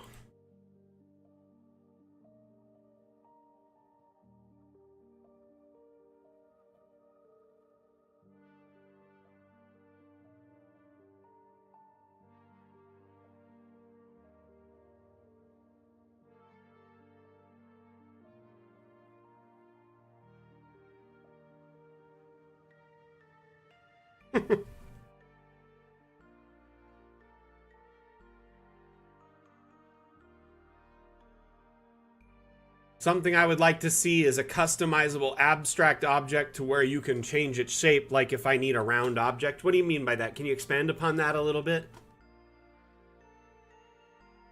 I'd love to hear more about your suggestion here. So if you could expand upon that topic, I'd... Because we do have a round abstract. Do you mean an actual sphere instead of a disc?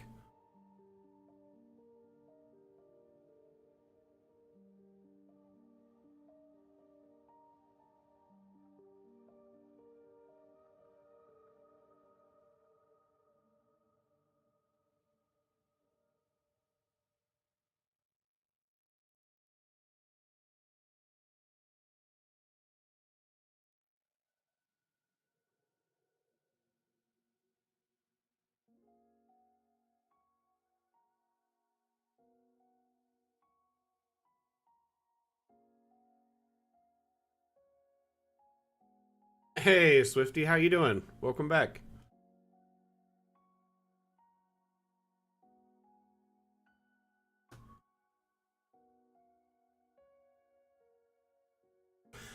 Yeah, the Magic update was quite a fun little release, for sure.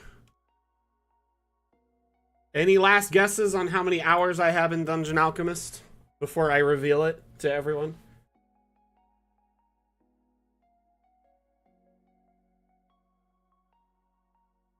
Oyo! Thank you for that follow, much appreciated.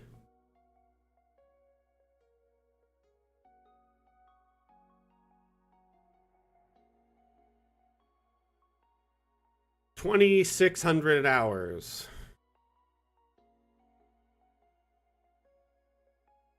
2,673 hours. Granted, I do get paid to, you know, do Dungeon Alchemist stuff. You guessed it after I said it, Mangold. Wow, hindsight really is 2020.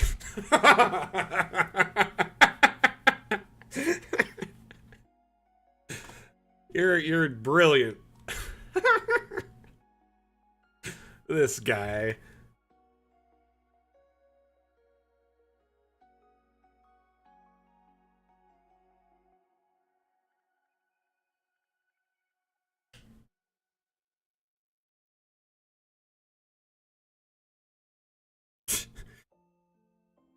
Hey, see you later, Ava. Thank you for being here.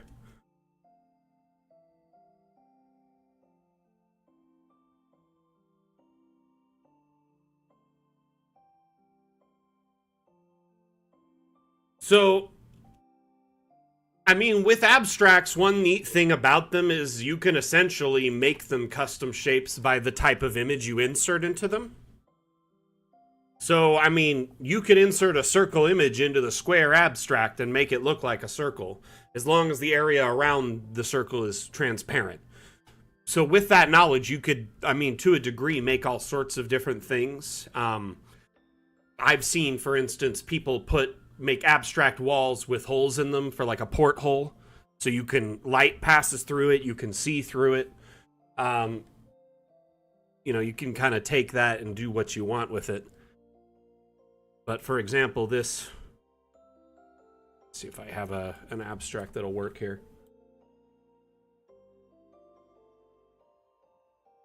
Stand by.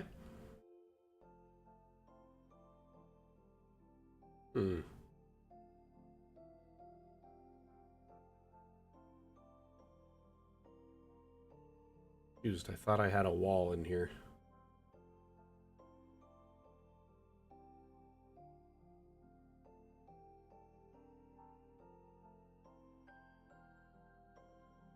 And by.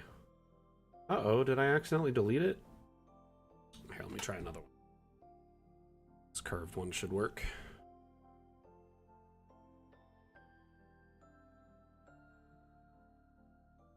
Well, I used to have like a door, but I don't know what happened to it. I'm looking for it, and it is missing.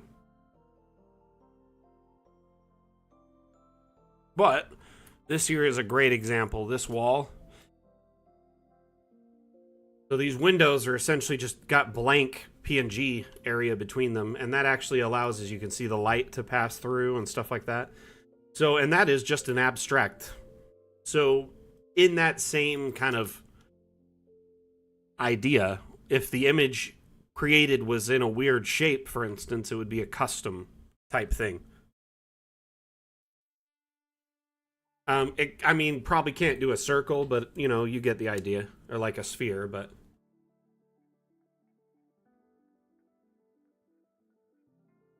Hey, thank you, Stratus. I appreciate it. I'm glad, that's my job as the community manager, to, give our community a place to hang out and enjoy each other's company, get to know each other, and learn more about Dungeon Alchemist as a whole. I really hope each and every one of you, I hope you learn, something from each of the stream, or get something from it, whether it's enjoy hanging out with each other, or vibing, or learn something about Dungeon Alchemist, or whatever.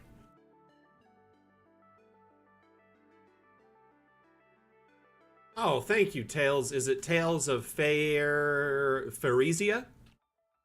Phaeresia? I want to make sure I get that right. I'm assuming that's your campaign setting, like a homebrew setting or something. That's really cool.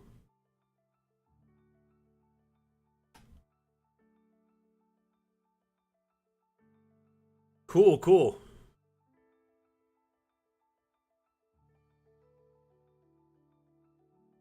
I mean, like a custom. Here, let me run amok. Can you DM me on Discord really quickly? 1 second. I swear, I used to have a wall. Floor. No.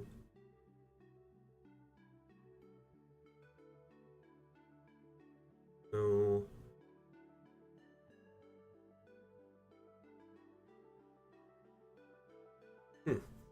I am so irritated because I know I used to have a wall. Anyway, this is that image right now. This is essentially what that wall was that we were looking at with the window. It's just a blank space. So anywhere you cut off and leave it as blank PNG in the template, the wrapper will assume that there's nothing there and leave it empty. Light can pass through it.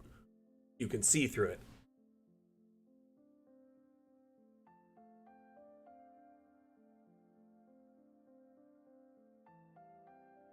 But yeah, Blender would probably be better than abstracts in this case, because abstracts are limited in what you can accomplish with them.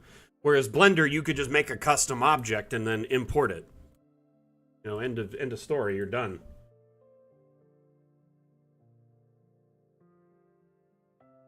Do your players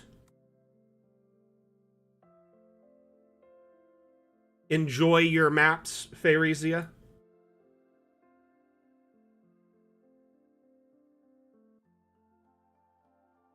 Mangled Puzzle Piece, thank you for that follow. Much appreciated. I always love to hear player feedback on maps too, because, you know, at the end of the day, the DM, you know, you are weaving a tale and you're producing this like whole like story, right? This gameplay epic in a, you know, this whole, I don't even know how to explain it. Because when you're DMing a game, it's more than just telling a story and making maps. You know, you're putting together audio and effects and like all these different things, creating character backgrounds and a whole world essentially. It almost is like it's like a whole production crew for like a movie or a video game in essence. And I have mad respect for the DMs who week in week out who provide a session for their players. It is definitely got to be mentally exhausting and put a physical, you know, burden on you to kind of come up with, you know, story and environment and loot drops and all these things on a week in week out basis.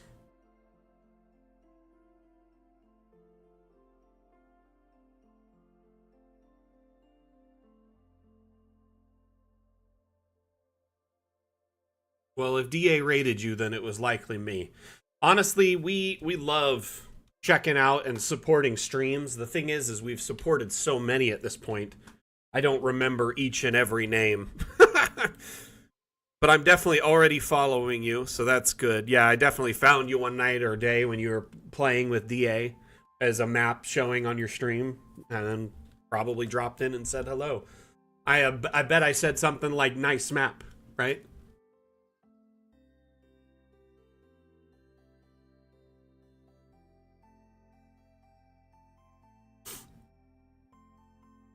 I definitely think Run Amok, if you started playing with 3D designing programs like Tinkercad and Blender, you would definitely, you know, set aside like 2 hours a week, my man. Think about it. Like 2 hours to learn a new skill. That's, I mean, 8 hours a month. That's really not that big of a, you know, a commitment. KO'd would I tell you if your map sucked? That is a really difficult question because honestly, I really have a hard time hating any maps or disliking them. I'm kind of like community mom in that like you could hand me a finger paint map and I'd still love it, but the thing is I ultimately am really thrilled with any map that is shared because I feel like regardless of how much, you know, like how epic the map is, or how big the map is, or small it is, or you know, it just takes a lot of guts to share your work, to put yourself out there. And so I commend those that share their work on the Steam Workshop, share it on our Discord, put themselves out there. Make a map that looks like a child handprint turkey. Yeah, see, that's the thing. A dungeon hen. I mean, I've there everybody's got a place to start, right? And makes their first map start somewhere, right? Some have some natural talent.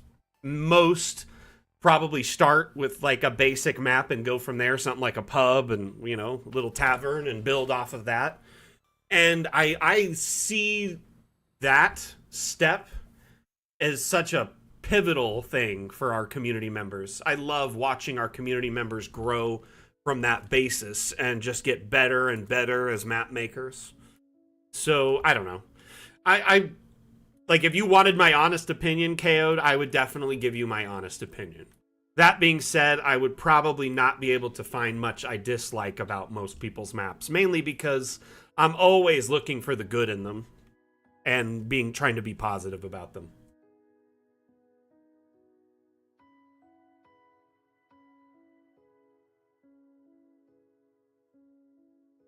Do it. Tales of Pharesia. Thank you for the follow. Much appreciated. Welcome to the Damn Fam, as we like to say, or the Damn Nation. You could pick. Do you want to be in the Damn Nation or the Damn Fam?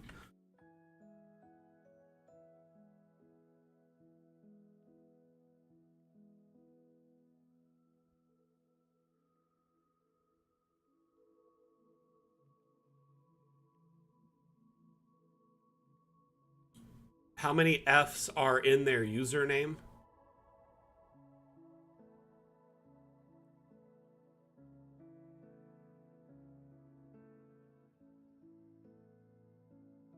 That's true. Ah, you know what? I didn't see there was not two Fs. I'm totally butchering that.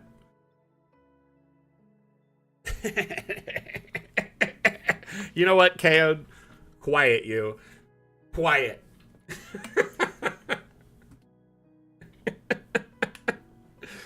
The damn fam it is.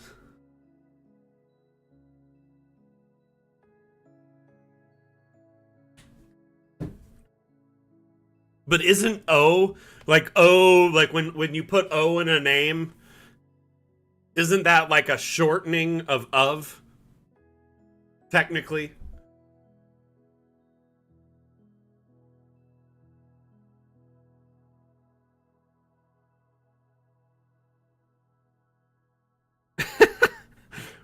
But I think it's actually Tales of Aresia, and I keep butchering it because I suck at reading usernames.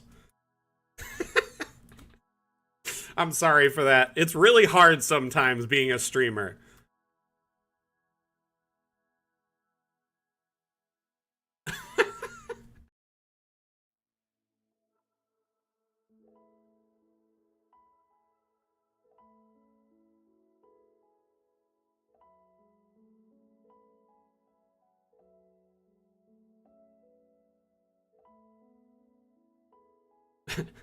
There's that trend where people will be like, "This is my day in the life of a content creator" or something like that, or a streamer. I should do one. This is my day in the life of a community manager. First, I wake up and I check all the influx of DMs of people requesting me that we offer 3D exports, and I go through and one by one tell them no with a huge paragraph reason as to why not. Then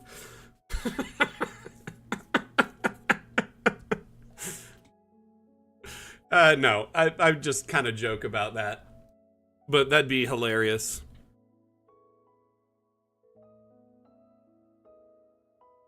That is awesome. I appreciate that. Glad to hear it.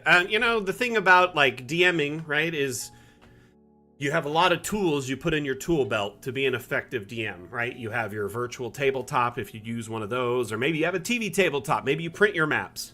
Maybe you have sound effects and an environmental like dungeon type room that you set up for your players. Like I've seen those tavern build rooms that people make, or they kind of make like a critical role type set for their players. It's crazy. It's awesome. DMs put so much love and care into their campaigns, right?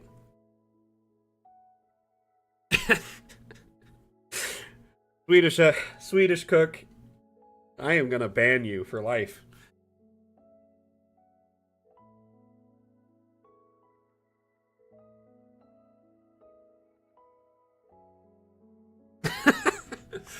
KO'd you too. Both of you. I am going to shun both of you from now on. Shunned. I'm just kidding. I know you're joking.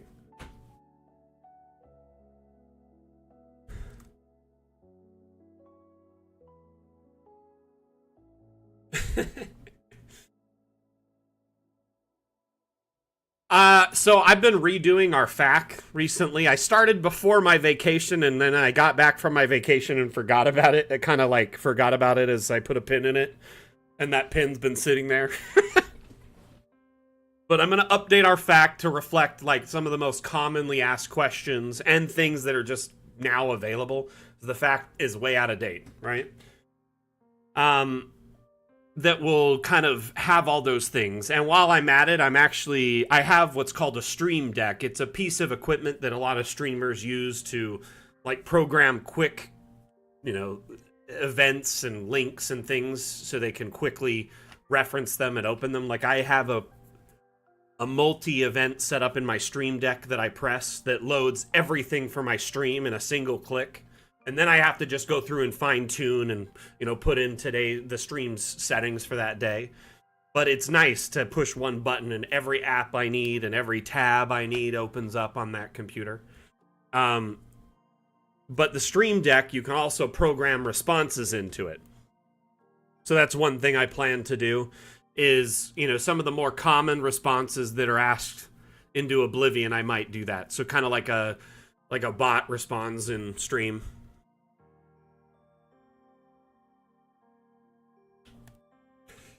Honestly, I try to keep it trim, KO'd. The reason being is I don't like putting a lot of bloat on my computer. I have a chat bot, you know. I have this little mouse highlighter, DA, and Discord open right now. Oh, and I have the browser so I can see the stream chat too. That's on one computer. On the other, I have Discord, music, browser, stream timer, and Streamlabs. But yeah, there is a lot of programs. I guess, you know, my Stream Deck's running passively in the background too, so technically that's another thing.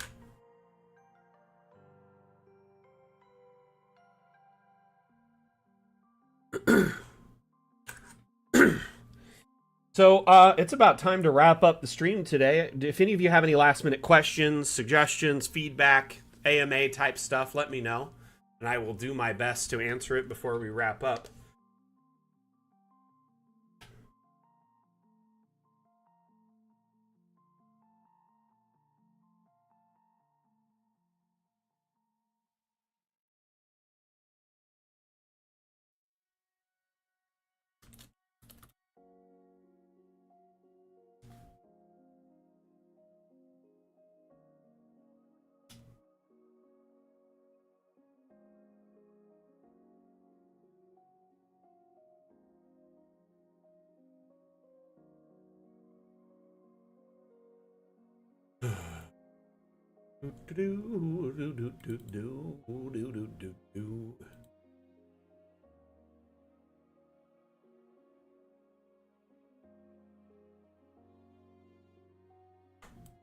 Dang it.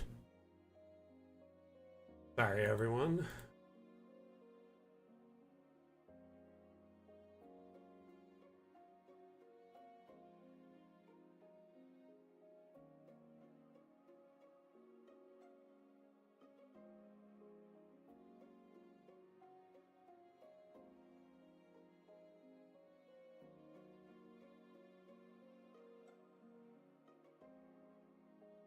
Sorry, I was going to show you all a new video ad that we have, and I thought I had it set up, but I guess I didn't save the scene, so next time. I'll have it set up for the next stream. Sound good? Sounds good. Had a lot of fun hanging out with you all today. Appreciate you all being a part of today's damn stream. Remember, our next stream is Map Maker Monday, so we'll be back Monday with a multi-stream on all our platforms. Map Maker Monday is a focus on building a specific themed map. Right now we're building an ancient cemetery, and it's actually coming along rather well.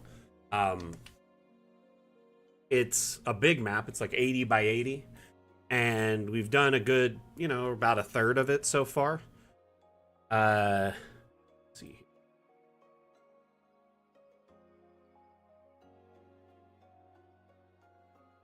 Yeah, the museum was completed a while ago, and I did a build after that that was like a wizard's tower that was 4 stories. Finished that.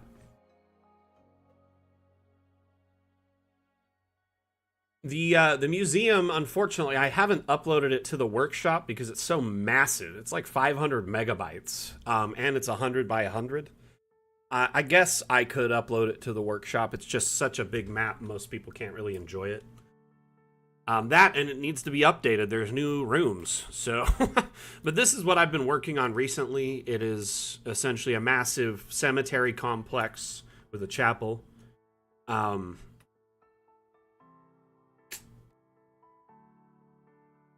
This is true, KO'd.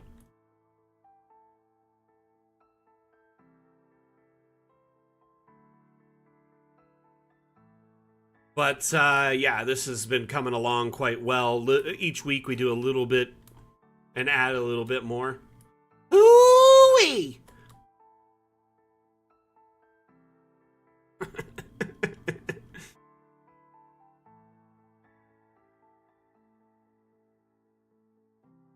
Coming along, though. Looking great. All right, everyone. We'll be back on Monday with more of this build. If you want to join in, make sure you mark your calendars. And if you hop in our Discord, go to our events, you can RSVP on each of the stream events, including Map Maker Monday, Office Hours, Damn Stream, Damn Challenge. That way you don't miss out on any of our fun stream events that we host each week. The streams are great because you can learn tips and tricks for your builds, ask questions, and get support in real time as we host the streams in AMA format, meaning you can ask me anything related to Dungeon Alchemist, and I'll do my best to guide you and provide support. We hope to see you in our future streams. If you enjoyed today's streams, make sure you hit that follow button, like button, subscribe, share, etc. That way we can get the word out about the streams and you can find us in the future. Thank you everyone for being here. Again, my name is Mac, the community manager for Dungeon Alchemist. We'll see you next time I give a damn. Mac out. Bye.